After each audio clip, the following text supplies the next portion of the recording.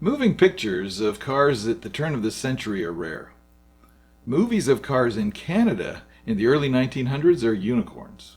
I discovered this movie of a car in 1912 traveling on the Malahat Roadway in Vancouver Island, and it really piqued my interest.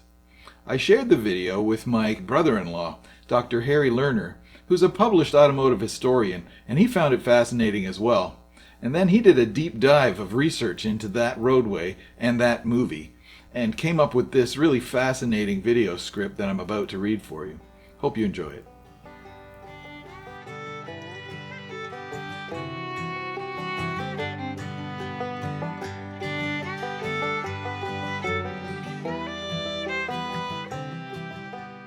In the nascent days of the fledgling motorcar industry, Canada was remote and difficult to access. The land routes were little more than dirt trails riddled with roots, ruts, and all manner of natural obstacles. As the motorcar came into its own, demand grew for better roads. The 19th century fertile agricultural land of the Cowichan Valley near the southern end of Vancouver Island, British Columbia, was largely isolated from the larger population center at Victoria. The Cowichan farmers relied on Victoria for supplies and as a market for their agricultural products. At that time, the only means for getting their products to market was a hazardous, often impassable wagon road that connected the valley to the small community of Goldstream, where they could meet a steamer from Victoria. What the farmers really wanted was a more reliable land route along the east side of the nearby mountains. But government surveyors at the time, including the Surveyor General Stanhope Farwell, insisted that it would never happen. The time, effort, and expense involved would far outweigh its potential as a transportation route, in his opinion.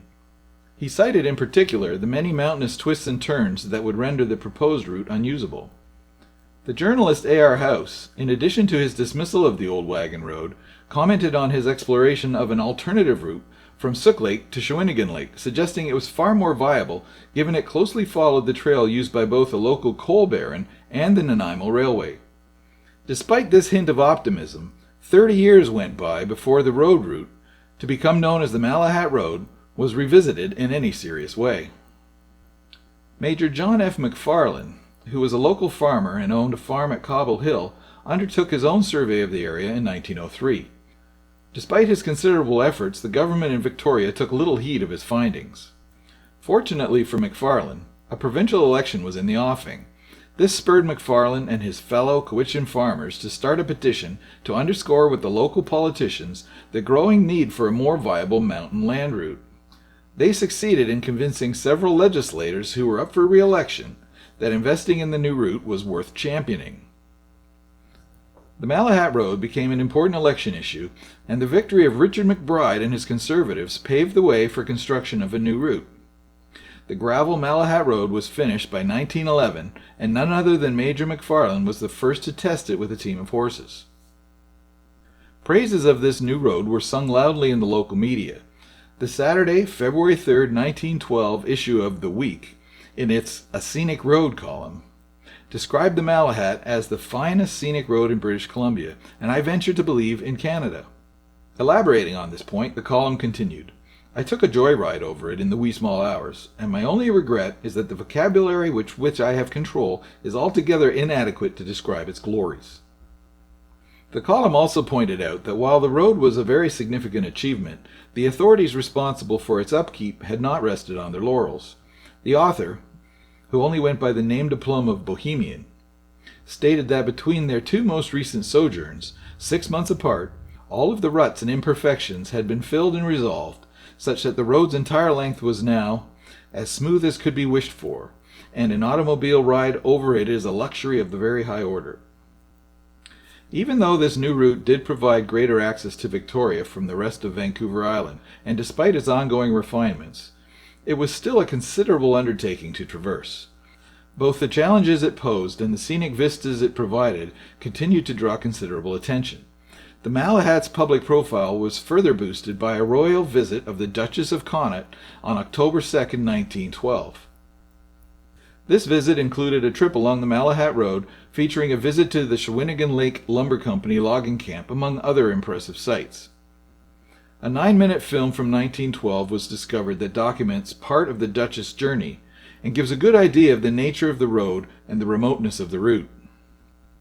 It shows her motor car negotiating the rough terrain and the many twists and turns that characterize the new road.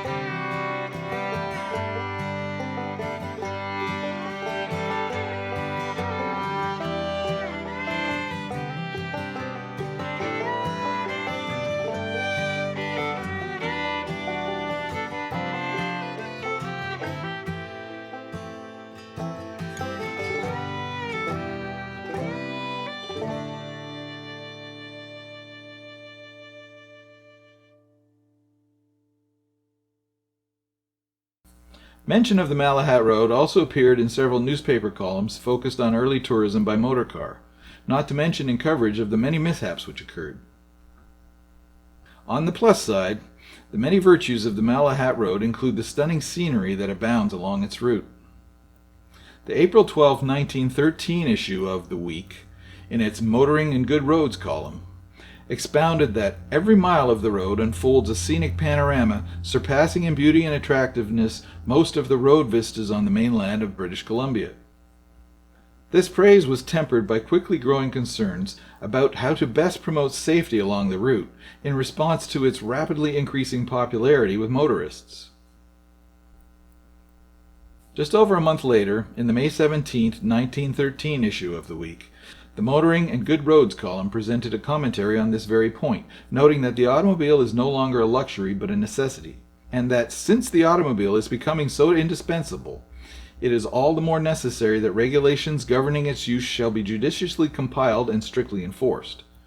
While the commentary singled out Victoria for its achievements in this regard, it did challenge one of the measures proposed. Victoria sought to institute a regulation against the use of the klaxon horn, as it adds to the excruciating noises of the city and is responsible for many sleepless hours. But the commentary's author argued that while the klaxon is indeed loud, it is its very volume that can serve as an effective warning system, particularly in more rural contexts, such as the Malahat Road.